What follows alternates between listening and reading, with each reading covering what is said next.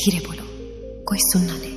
यह बात हम सबके कानों में पड़ी होगी और हमारे मुंह से भी निकली होगी, लेकिन सोचने की बात यह है कि ये वाक्य कब कब हमारे मुंह से निकलता है और कब कब हमारे कानों में पड़ता है, क्योंकि ऐसी कम ही गुप्त राज होते हैं जो हम दूसरों के कानों में पड़ने नहीं देना चाहते। अक्सर परिवार में अशांति का कारण हम स्वयं ही होते हैं।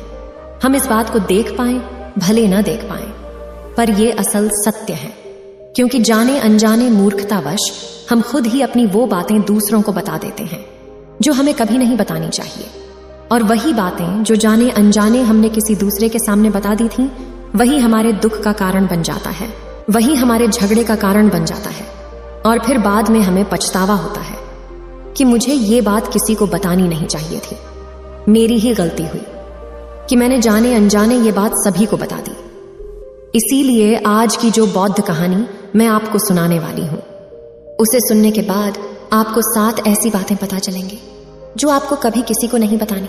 ये जो 7 बातें हैं जो आपको किसी को नहीं बतानी, क्यों नहीं बतानी, इसके पीछे का तर्क भी मैं आपको दूंगा।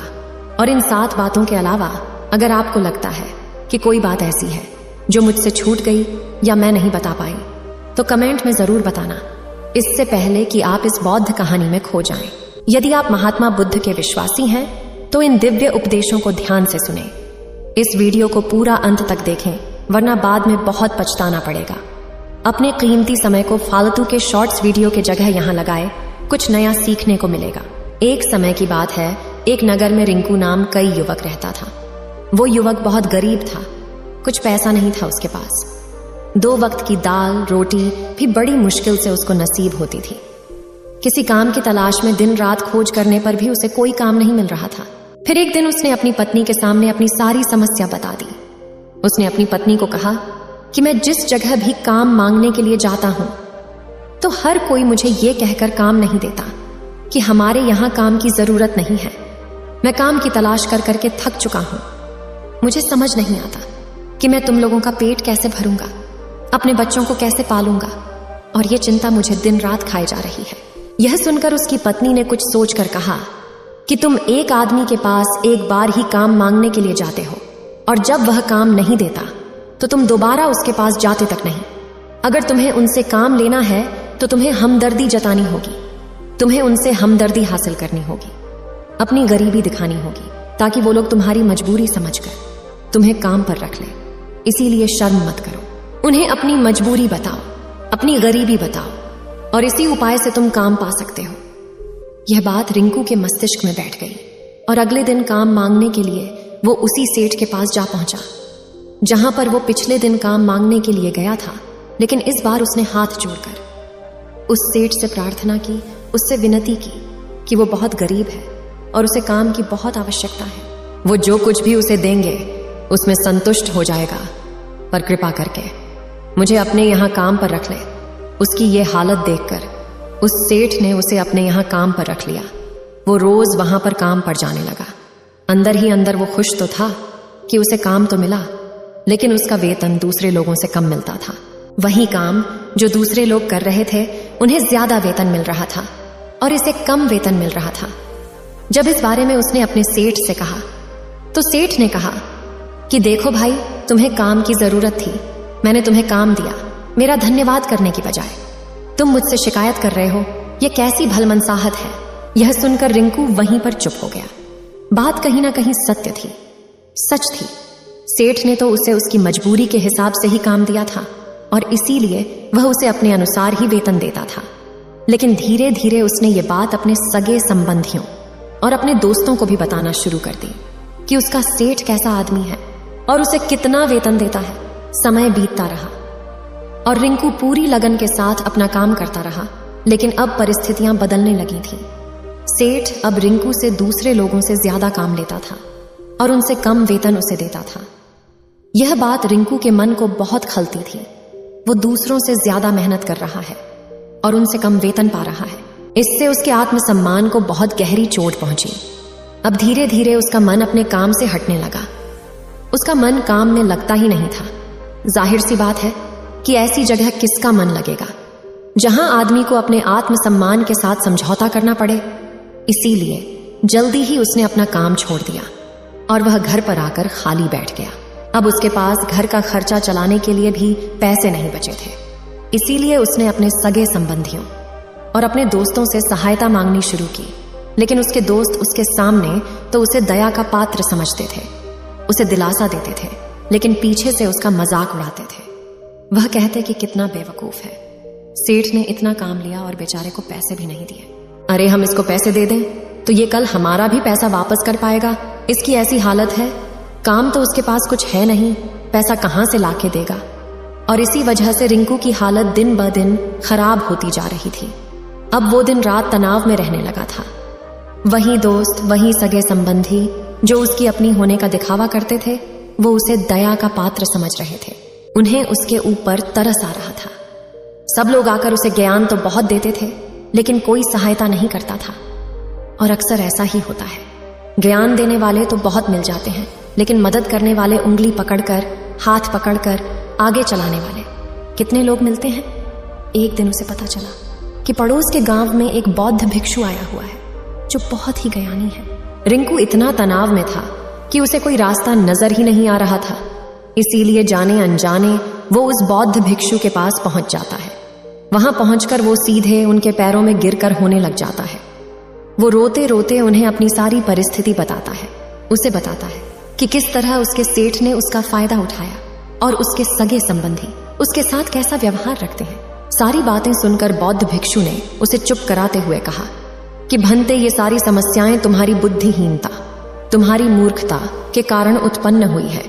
अगर तुम्हारे अंदर विवेक होता तो इनमें से एक भी समस्या तुम्हारे चित्त को दुखी नहीं कर सकती थी, लेकिन तुमने अपने अविवेक के कारण, अपनी मूर्खता के कारण खुद ही अपने रास्ते में कांटे बिछा दिए।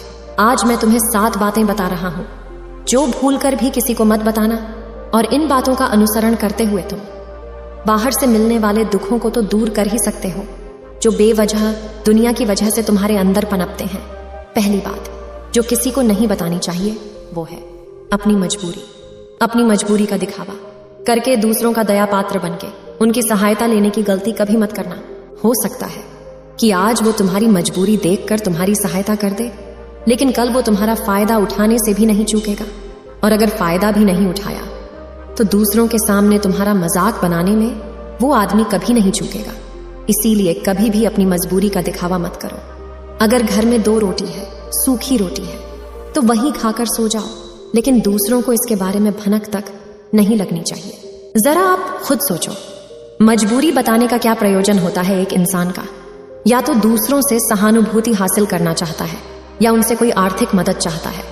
लेकिन अगर दोनों ही परिस्थितियां आप देखें तो दूसरा आदमी आपका फायदा उठाने से नहीं चूकेगा, और अगर वो फायदा नहीं भी उठाएगा तो अपनी नजर में तो वो आपको मूर्ख ही समझेगा, बेवकूफ समझेगा, और दूसरों के सामने आपका मजाक तो जरूर बनाएगा। इसीलिए अपनी मजबूरी के बारे में कभी किसी को मत बताना। दूसरी बात जो किसी को भी नहीं बतानी चाहिए वो है अपनी अतीत की गलतियां और भविष्य की रणनीतियां। जरा सोचो कि अगर हम अपने अतीत की गलतियां किसी दूसरे को बताते हैं तो उसका क्या प्रभाव होगा। वो गलतियां ठीक तो नहीं की जा सकती, जाहिर है, तो उन्हें बताने का क्या प्रयोजन रह जाता है। आप अपने अंधेरे पक्ष को खुद दुनिया के सामने बता रहे हो, खुद अपनी गलतियां दूसरों के सामने बता रहे हो। इससे उस आदमी की नजर में आपका एक चरित्र घटित हो जाएगा और वो भविष्य में हमेशा आपको उसी नजरिए से देखेगा। इसीलिए किसी भी आदमी की नजर में अपना चरित्र घटित मत होने दो। और जरा सोचो कि आप व्यर्थ में ही अपनी भविष्य की रणनीतियां दूसरों के सामने बता रहे हो। जो लोग आपके काम का हिस्सा ही नहीं हैं, उनके सामने अपनी भविष्य की रणनीतियां, अपनी डींगे हाँकने का क्या फायदा? उन लोग आपकी सहायता तो नहीं करेंगे, लेकिन आपकी भविष्य की रणनीतियों में बाधा जरूर बन सकते हैं। आप खुद अपने विवेक का इस्तेमाल करिए और सोचिए कि आपके साथ भी ऐसा हुआ है कि आपने अपनी भविष्य की रणनीति किसी को बताई हो और वो कामयाब ही ना हुई हो। जरूर हुआ होगा, जरा गौर से सोचिए। तीसरी बात जो किसी को नहीं बतानी चाहिए वो है अपनी घर की बातें। जो भी हमारे घर के अंदर आपस में बातचीत होती है, हमारे माँ बाप के साथ, हमारी पत्नी के साथ, हमारे बच्चों के साथ, वो बातें परिवार तक ही सीमित रहनी चाहिए। अगर आप इन बातों का दूसरों के सामने ढिंढोरा पीटते हो तो दूसरों को आपके घर में घुसने का एक मौका मिल जाता है और वो इसका फायदा उठाने से कभी नहीं चूकेंगे। वो आपके परिवार के सदस्यों को आपसे दूर लेकर जाने की कोशिश करेंगे। अक्सर ऐसा होता है, हम समाज में देखते हैं कि हम अपने घर के झगड़ों को कम करने के लिए उन झगड़ों को अपने पड़ोसियों और दूसरे सगे संबंधियों को बता देते हैं, लेकिन इससे आपको सहायता कभी नहीं मिली होगी, बल्कि आपके घर की लड़ाई झगड़े और ज्यादा बढ़ गए होंगे, और ये जाहिर है वो बढ़ेंगे।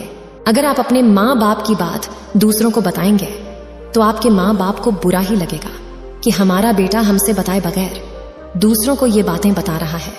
इसीलिए अपने घर की बातें और अपने घर के लड़ाई झगड़े किसी के सामने मत बताना। अगली बात जो मैं आपको बताने जा रही हूं, जो किसी को नहीं बतानी चाहिए, वो सुनने पर बहुत अजीब लग सकती है, लेकिन उसका सत्य भी मैं आपको एक तर्क के माध्यम से दूंगा। मैं कहती हूं कि अपनी आमदनी किसी को मत बताना। अब अपनी आमदनी न बताने के पीछे क्या प्रयोजन हो सकता है? जरा सोचिए कि आप अपनी आमदनी अपने दोस्तों को बता देते हैं, तो जब आपके दोस्तों को जरूरत पड़ेगी तो वो सिर्फ आपको ही याद करेंगे, क्योंकि उनको पता है कि अगर आपकी आमदनी ज्यादा अच्छी है तो आप ही उनकी मदद कर सकते हैं, और इसीलिए ज्यादा लोग आपसे सहायता मांगेंगे। और जब आप उनकी सहायता नहीं करेंगे तो वो सोचेंगे कि इस आदमी के पास पैसे हैं, मेरी सहायता कर सकता है, लेकिन ये सहायता कर नहीं रहा है, और इसीलिए आपकी आमदनी आप दोनों दोस्तों के बीच एक झगड़े का कारण हो सकती है। कम आमदनी होगी तो लोग मजाक उड़ाएंगे, और ज्यादा होगी तो सहायता मांगेंगे, तो अपनी आमदनी बताने का कोई प्रयोजन नहीं है। अगली बात जो मैं आपको बताने वाली हूं, उसे अपनी गांठ बांध लेना और किसी को ये बात मत बताना, अपनी कमजोरियां और अपनी ताकत।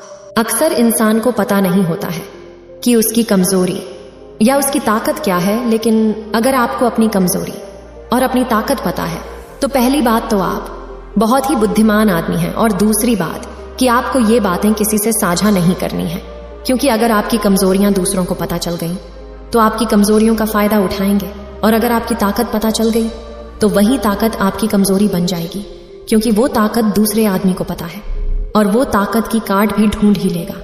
अपनी कमजोरी और अपनी ताकत अपनी पत्नी या अपने पति को भी नहीं बतानी चाहिए, क्योंकि इसके बाद आपको घर में उनसे हमेशा दुब के रहना पड़ेगा। अगली बात जो किसी को नहीं बतानी चाहिए वो है अपने मित्र और अपने शत्रु।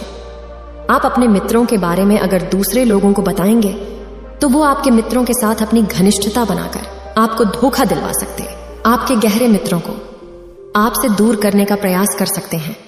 अक्सर आम आदमी ऐसा नहीं करता, लेकिन आपके दुश्मन ऐसा करने की कोशिश कर सकते हैं। और दूसरी तरफ आपके शत्रु का भी किसी को नहीं पता लगना चाहिए, क्योंकि आज जो आपका मित्र है, अगर कल वो आपका दुश्मन हो गया तो वो आपके दुश्मन के साथ ही मिलकर आपको परास्त कर सकता है, आपको धोखा दे सकता है। इसीलिए अपने सबसे अच्छे दोस्तों को भी अपने दुश्मन के बारे में कभी मत बताना। अगली और आखिरी बात कहना चाहती हूं कि जब तुम दान करते हो तो दान के बारे में भी किसी को मत बताना, नहीं तो दान करना व्यर्थ हो जाता है, बेकार हो जाता है। जब आप अपने दान का ढिंढोरा पीटते हो तो आप ये बता रहे हो कि मैं कितना बड़ा दानी पुरुष हूं, और ये आपके अंदर एक अहंकार निर्मित करेगा। इसीलिए दान गुप्त रूप से किया जाए, उतना ही अच्छा होता है, उतना ही फलदायी होता है। जब आपका बायां हाथ दान कर रहा हो तो दाएं हाथ को बिना पता चले कि बायां हाथ दान कर रहा है। ये 7 बातें जो बौद्ध भिक्षुओं ने रिंकू को बताई, इनमें संसार के सभी सिद्धांत छिपे हुए हैं। इन बातों का अनुसरण करते हुए आप अपने घर में सुख शांति बना सकते हैं और घर के झगड़े हमेशा के लिए दूर कर सकते हैं। आप इन बातों के बारे में अपने विवेक से भी सोचेंगे तो आपको ये बातें सच मालूम पड़ेगी। और हमारा कहानी सुनाने का मकसद यही है कि आपका विवेक जागृत हो। आप खुद उन बातों के बारे में सोचें जो हम आपको बता रहे हैं, और अगर हम गलत हैं तो आप कमेंट में वो बात जरूर बताएं जिस पर हम गलत हैं। उम्मीद है आप सभी को यह वीडियो अच्छी लगी होगी। अगर आप बुद्ध के सच्चे विश्वासी हैं तो चैनल को सब्सक्राइब और वीडियो को लाइक करके कमेंट में नमो बुद्धा लिख दीजिए।